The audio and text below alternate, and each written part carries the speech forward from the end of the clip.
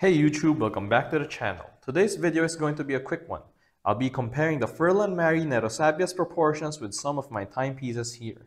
I'll also be sharing the top 3 tactile and audible experiences I've had with this watch so far towards the end.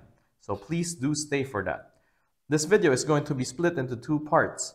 First, we'll take a look at how close Furlan Marri got their vintage vibes right. For this purpose, we have 2 timepieces from the 60s to help us right here. An Omega Seamaster with a champagne dial and a 565 movement inside, and a Jaeger LeCoultre Memovox 3161 with a parking dial. Not in the best of conditions, but it'll do. Next, we're going to compare the Nero Sabbia size with 2 modern pieces that should be familiar to everyone. A Santos de Cartier in 2019 blue, matched with a 2022 rubber strap, and a Rolex GMT2 CHNR with a bronze python strap from AB Paris. In the last unboxing video, I briefly talked about the vintage-like qualities of this watch. Thin lugs, restrained proportions, and domed crystal.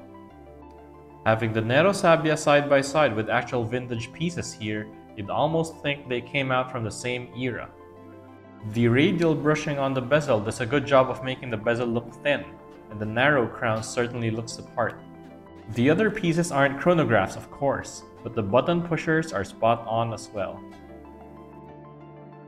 On both vintage pieces we have here, the crystal domes go almost all the way to the center. If I were to nitpick a little, the crystal that Furlan Marri supplies with the Nero Sabbia falls under the almost but not quite category as far as this comparison goes. Sure, it's domed when you look at it from the side, but the curve ends very close to the circumference of the watch. The center portion is rather flat, as you can see here. Visibility and legibility were likely reasons for this, but it's worth mentioning. Furlan Marri sets the thickness of this case closer to modern than vintage. At a little over 11mm thick, it's easily taller than both the Omega and JLC, but still compact by modern standards. Viewed from the side, the Nero Sabbia is about as tall as a Rolex GMT Master 2, with the Santos de Cartier being the thinnest of the bunch here. Because of the way its lugs taper, however, it manages to look particularly low-key, or tiny, whichever way you want to approach it, when viewed head-on. The 38mm diameter certainly helps in this regard. With its restrained proportions and matched with a Cordovan strap, the Nero Sabbia proved to be pretty versatile. Over the last week, I wore it with suits and shorts, not at the same time, mind you, and found nothing to complain about. If you want to see what the original straps look like, I'll have a card for the unboxing video somewhere in the screen and in the end suggestions. Bonus round, 3 tactile and audible experiences I like. Let's go. First, the sharp cuts. This is one of the peculiar ways I enjoy my watches. The terminations of each plane are very prominent when I squeeze the lugs and bezel with my fingers. To me, this means that the case wasn't over-processed or over-polished during finishing. I also have to commend Rolex here. The sharpness can be felt on the bezel, lugs, and underside of their watches. Cartier also did a good job of making the 45-degree angles on their case bezels feel sharp, along with their bezels, of course. Second, the crisp pusher action.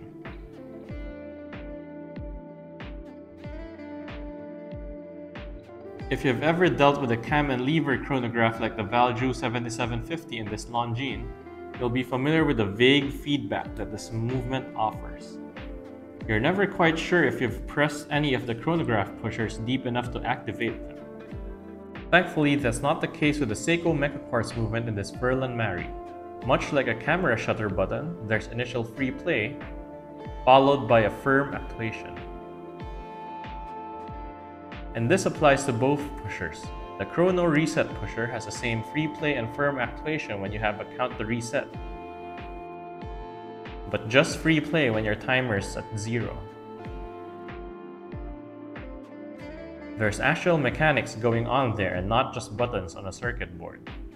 I'd say the Nero Sabbia's pushers are about as crisp as this IWC 89361 column wheel chronograph movements,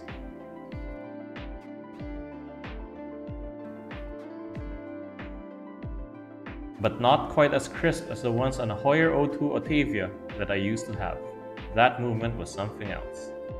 Lastly, the weight, or rather, lack thereof.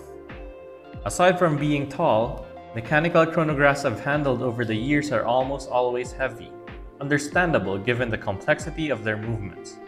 With its very lightweight, the Furlan Marri Nero Sabbia chronograph offers a nice wear it and forget it experience, and I think that was a major reason why I've worn it non-stop for over a week now. So there you have it, my 3 bonus experiences. I hope you enjoyed this video. If you want to see more of these, please hit like and subscribe to my channel. I promise not to spam your feed with clickbaity thumbnails and the like. If you want a closer look at any of the timepieces shown here today, drop them in the comments and I'll see what I can do. Thank you for watching. I'll see you next time.